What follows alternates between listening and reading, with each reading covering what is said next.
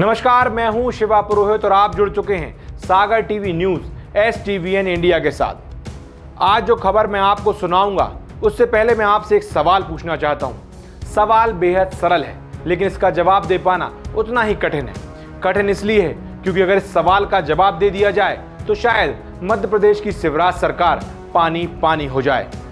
पिछले करीब 40 दिनों से मध्य प्रदेश के सागर में तपती धूप और गर्म हवा के थपेड़ों के बीच टेंट और जमीन पर बिछी टाट पर कुछ महिलाएं धरना दे रही हैं। अपना कामकाज परिवार छोड़कर छोटे छोटे परिवर्तनों की आस में बैठी ये महिलाएं आंगनवाड़ी कार्यकर्ता और सहायिका हैं।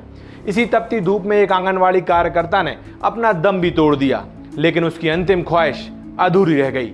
अब सवाल यह है कि आखिर कौन है ये आंगनवाड़ी कार्यकर्ता और सहायिका, ये क्या काम करती हैं और आखिर क्यों ये धरने पर बैठ गई हैं? तो इसका जवाब हम आज आपको कम शब्दों में देने की कोशिश करते हैं। इस कोशिश में अगर कुछ गुस्ताखी हो जाए तो हमारी गुस्ताखी को माफ किया जाए।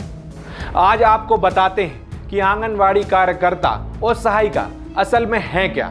तो सुनिए, सरकार की नज़र में इनका कोई अस्तित्व नहीं है, यानी वो किसी भी श्रेणी में नहीं मानती।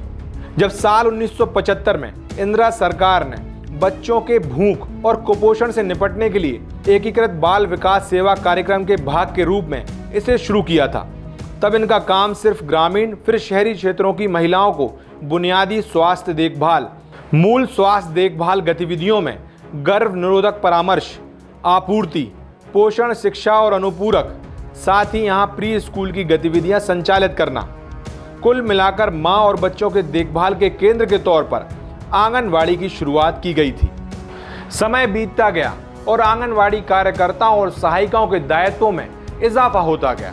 इजाफा भी इस कदर कि क्या कुछ काम नहीं लिया जाता इनसे। लेकिन सिर्फ नहीं हुआ तो इन कार्यकर्ताओं और सहायिकाओं के साथ न्याय। आज हम आपको बताते हैं कि आखिर ये आंगनवाड़ी कार्यकर्ता करती क्या है। आज क्या नहीं कर रही हैं ये आंगनवाड़ी वर्कर।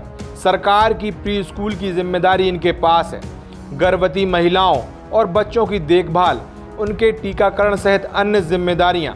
कुपोषण के खिलाफ सरकार का सबसे बड़ा हथियार ये आंगनवाड़ियां ही हैं। पोलियो से आज भारत मुक्ति की ओर है, तो इसमें स्वास्थ्य विभाग के साथ कंधे से कंधा मिलाकर इन आंगनवाड़ी वर्करों ने अहम भूमिका निभाई। सरकार के परिवार नियोजन कार्यक्रम में अंतिम और महत्वपूर्ण कड़ी यही है। ये आंगनवाड़ी वर्कर जनगणना हो या किसी भी प्रकार का कोई भी सर्वे, धूप ठंड बरसात, ये आंगनवाड़ी कार्यकर्ता ही हैं जो अपनी जान लगा देती हैं। अब इन तस्वीरों को देखिए, आपको तो याद ही होगा कोरोना की महामारी, कोई भूल भी कैसे सकता है। पूरी दुनिया ने मौत का मंजर देखा है। इसी दौरान की इस तस्वीर को भी देखिए। ये तस्वीर तब की है जब कोरोना संक्रमण तेजी से फैल रहा था। जहां भी कोरोना संक्रमित जिस इलाके से निकलता था उस पूरे इलाके को कंटेनमेंट एरिया घोषित कर दिया जाता था, यानी वहां किसी भी प्रकार के व्यक्ति की आवाजाही पर रोक लग जाती थी। लेकिन जब स्वास्थ्य विभाग PPE किट में वहां जाता था तब उनके साथ ये आंगनवाड़ी वर्कर अपनी जान हथेली में लेकर बिना किसी PPE किट, केवल एक मास्क के सहारे कोरोना से जारी मानवता की जंग में सबसे आगे थी। लेकिन विडंबना देखिए, इसके बाद भी इन्हें कोरोना योद्धा तो कहा गया, लेकिन उसका दर्जा इन्हें नहीं मिला। किसी भी अप्रिय घटना होने पर मिलने वाली सहायता की वो हकदार नहीं थी। इसके अलावा आंगनवाड़ी वर्कर सरकारी तंत्र का एक महत्वपूर्ण काम और करती है। ये काम है नेताओं की सभा में भीड़ बढ़ाने का। अनौपचारिक निर्देशों में माननीयों की सभा में जमीन पर बिछी टाट और खाली पड़ी कुर्सियों को भरने का काम ये आंगनवाड़ी वर्कर ही करती हैं। आज महिला बाल विकास विभाग की हकीकत किससे छिपी है? अगर बाल की खाल निकालें तो तकलीफ दूर तक और देर तक होगी। फिलहाल हम बात कर रहे हैं सागर में 40 दिन से आंगनवाड़ी कार्यकर्ता और सहायिका अपनी 8 सूत्रीय मांगों को लेकर धरने पर बैठी हैं, और इसमें एक कार्यकर्ता धरने के दौरान अपनी जान से हाथ धो बैठी है।